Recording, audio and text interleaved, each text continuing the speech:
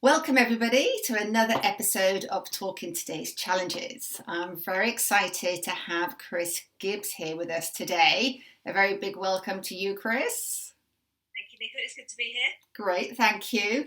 And today Chris is going to be talking about how important it is to recognise that kids have different learning styles. So just before we jump into this, Chris, would you like to help our audience by giving a bit of background to you? Sure. So I'm 46 and I'm living now in Swindon, but as my job, I travel globally as a software project manager and training consultant. Okay. So the journey that led me here today, I'd never have believed I'd work in a training or learning environment when I was at school. It was the last thing I expected myself to be doing. But I think it was those experiences that actually led me down the path that I eventually took, why I ended up here doing what I do. Yeah, and that's often the case, isn't it? Things that sometimes negative or positive can lead us into a direction. Okay, so did you have certain difficulties at school? Did you find things hard? What happened? What happened? Well, I looked back very much so over the last few months, but certainly the last 2 years, I've identified a little bit more that I was happy at school until I was about 6 or 7. So the early years, I was just off. I went skipping down into school like lots of girls would do, I guess. Was happy doing the work. But I distinctively remember this one day when I must have been about 6 or 7. We were moved into a new class, and the teacher did a dictation for us that was going to test our ability and our spelling. And I froze completely.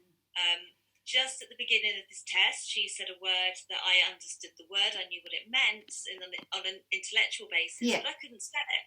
Right. So while I hesitated to learn to spell this word out in my head, which I actually struggled with, I didn't quite manage to translate the sounds into words and letters, she'd moved on to the next sentence. And then I couldn't play catch up, and I could see all of my friends around me happily writing away, not looking flustered or bothered at all. And I distinctively remember the panic that set in, that I'd been left behind. I couldn't spell the words, and then I couldn't spell another word, so that gets you down again, and then you're spelling words wrong that you know how to spell, even as a 6, 7-year-old. And that's when I think the turning point, when I realised that maybe I wasn't as clever as everyone else, because the spelling tests were hard. I couldn't do the spellings. I could do the maths, but not the spellings. And that's when, I remember things got to be difficult. That was followed the next year with a reading test. We were taken out of the class one by one, given a book to sight read, and judged on the word that we got to, how many words into the story we were able to read. And afterwards, my friends were all talking about, which word did you get up to? How far did you get into the book? And it was like a competition amongst your peers, who got read the furthest. And again, I realised I hadn't read anywhere near as far as anyone else, because I'd stumbled, and they stopped you the minute you stumbled. And I didn't necessarily think there was something wrong, like dyslexia or anything, because you're not aware of that at that age. No. And I must have been about 7 or 8 then. I just thought, I can't do it. I just can't spell, I can't do it. And started then, being very much aware that I couldn't spell, which then leads into problems with reading, because you're looking at words on the page and you can't read them because you don't know what they say. And I couldn't sound them out. I had an inability to make that sound translate to what I was seeing on the page.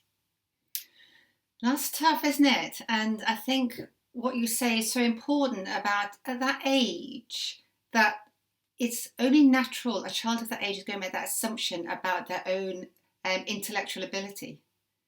Whereas obviously as adults we can see that not being being very good at spelling, for example, means absolutely nothing when it comes to how intelligent that person is. But when that person's very little, and they're not, like you say, with the peer pressure, and their friends are saying, I got up to this stage, and I've actually got goosebumps. Because I can just, see this young girl having those thoughts and thinking those things, So did you tell anybody? No. And I think there's a couple of reasons why I didn't. So the first one is embarrassment. Yeah. And my results sort of showed if I was failing at spelling tests, well, they clearly knew I wasn't very good at spelling. My brother had, I wouldn't call them severe learning difficulties, because he's, capable, he holds down a job now as a grown man. But I would say it wasn't diagnosed in the 70s, but it's probably dyspraxia. Right. With dyslexia and lots of stuff rolled up as well. So when he couldn't do stuff, so if I could do half of that stuff, I must be okay. Yeah. So you almost sort of talk yourself out that you've got a problem because there's people worse than you, or he's getting the support because he really can't read, and he was 3 years older than me, so he would have been 10, 11 at this point. So why would I be shouting about why I couldn't read or where I found spellings challenging? Sure, it's that comparison. So how did it make you feel? Panicked, stupid, scared. A range of emotions then that went with me through school. Primary school, I think, was more of a get through it, and it was more the panic if I couldn't read or couldn't do something. But the real problems, I think, started in secondary school. You're put into different subject classes, and then you're split into ability groups, and you think you feel that you know stuff, but then you're in the bottom group because you can't spell. Or you'd then be in a mixed ability group for maybe an RE lesson, and the teacher's going around the room asking people to read out loud. He gets to me, and I panic because I'm then in a room with people that are the full range of abilities. When it was just my English class, we all helped each other because we all had the same ability. In the mixed class, I would panic because I know that I'd be stumbling, which would lead to laughter, which leads to embarrassment. And as a 12, 13-year-old girl, embarrassment is the last thing you want. I was 5'8", I wasn't small, I was quite, tall and lanky, and the last thing you want then is more attention drawn to yourself over your inability to read and spell and having people laughing at you. So it just makes you feel, embarrassed, a bit stupid, really. Yeah, and constant as well, isn't it? Because we spend so much of our time at school. So this isn't something you're having to put up with just every now and again. This is kind of day in, day out. Day in, day out. And it doesn't just leave you with one lesson like an English lesson. You'll go into a history lesson and you're told, read the paragraph and answer these 10 questions. I'd start reading the paragraph. I'd have to read it really slowly to make sure it sunk in and I understood it. But then I can see everyone else answering the questions and I'm still reading. So I panic. I don't take it in properly. I don't get all the questions answered. So again, you're based on your ability to answer 10 questions, not the quality or what you've understood in maybe the 5 that you have answered. So that panic's there in a history lesson. You then go into a chemistry lesson. You've got, I can laugh about it now, but you've got no chance when they're talking, these long, I can't even pronounce some of them now, these big long chemical names. And then the school system's really cruel because it throws you into a French lesson. And not only have you got to learn, you've got to write the word in English and learn it in French. And I couldn't spell it in English. I had no hope of learning it in French. And you just then spent every single lesson defeated. What's going to happen next? How am I going to get through this? And it just takes the shine off what could have been a good education because I like learning. I've since discovered. But I decided I didn't like learning when I was at school. And I think you hit the nail on the head as well, because it's like this snowball effect, isn't it? So the anxiety and the, the feelings of insecurity and maybe shame at times, and all of that's detracting from your learning. Exactly. So just one thing snowballs into so many other things, which equals, like you say, you go into lesson after lesson after lesson.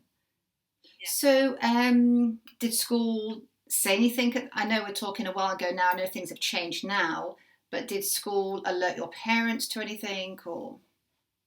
Nothing. Not at all. I have to say maybe I was my own worst enemy in some areas because I was good at hiding it. Well, if it makes you feel any better, Chris, the research tells us that girls are super good at doing that. So you're very normal. All the research tells us this, that girls are really good. And the danger of that is obviously what happened to you, is that they can go unnoticed. Yeah, and I did excel in other areas. Yeah. So whereas I wasn't good at the spelling that led and actually did hinder all the other topics I might have been good at, I turned to what I could do. So I was musical. I actually remember being able to read music easier before I could read words. So the music department became my domain. Not only did I play an instrument, but I sing. So you get positive attention because then you're picked as the soloist. Yeah. So you start to flourish in the areas that you enjoy and that you're good at. I was then very strong on the drama side. So you're getting the parts in the school plays and things like that. So I'm adapting and thinking, well, actually, this is just what I'm good at. And I was very good on the sports field as well. So when it got to the PE lessons, the music lessons and the drama lessons, that was my happy time. You I do excelled. all of the drama and music and sports clubs after school as extra curriculum as well. And you just start thinking that maybe the other stuff isn't for you and that this is what you're good at. Yeah. So I guess I sort of deflected it myself as well and put up with being Miss Average in the other lessons because I just can't spell.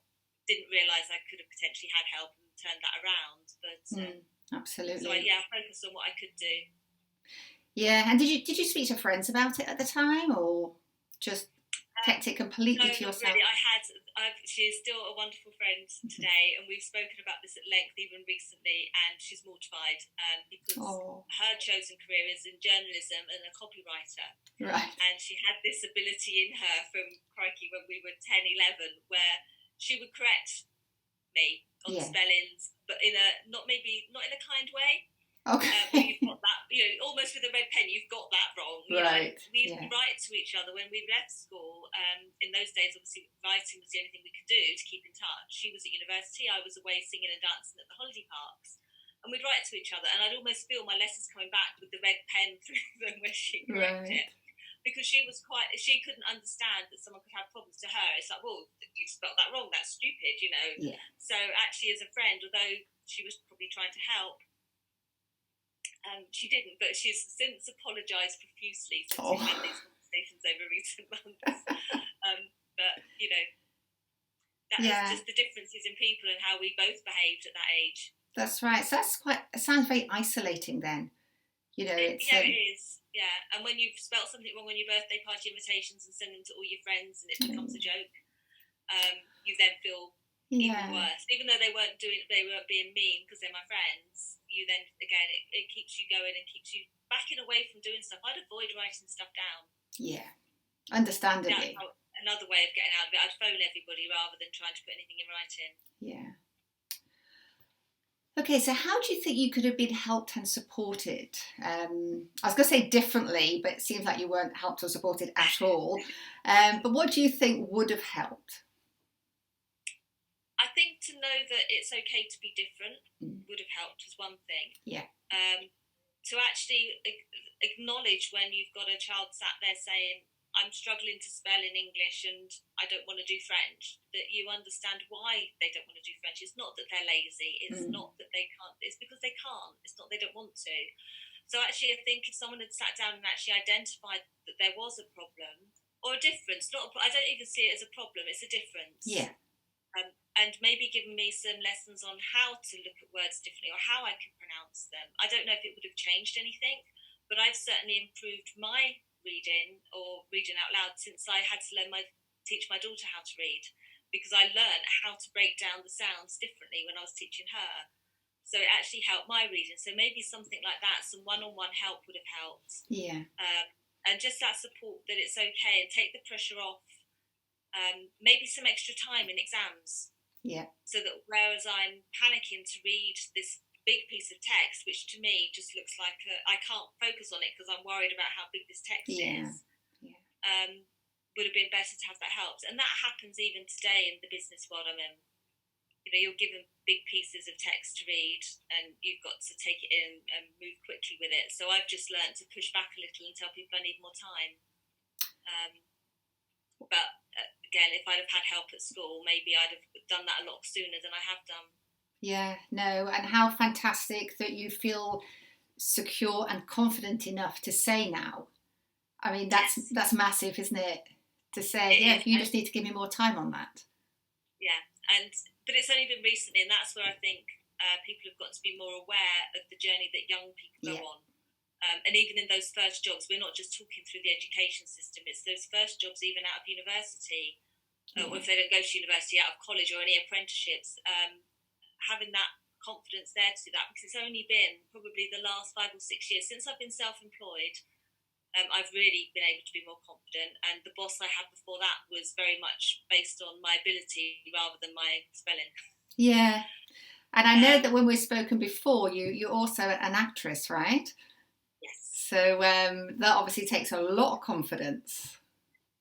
It does, but to me that's different. Although the reading came into that because I back away from auditions because I'm going to be given a script and expect to sight read it. But I've got better at that again in recent months. But yeah, confidence is not something I struggle with when it comes to the acting or the singing, because it's always part of what I do. And if I can learn the script, I understand the words, I know what they mean, I can perform. Yeah. It's that first read through where the confidence isn't there when you're doing it from sight. But once something is learned, the confidence doesn't stop me now. No, that's brilliant. Now, thankfully, things have changed in schools, and kids are getting more help and support, and that's great. But what would your advice to parents be? I'm sure, I have no doubt we'll have parents watching this and thinking, that's my daughter or that's my son. This is what they're going through.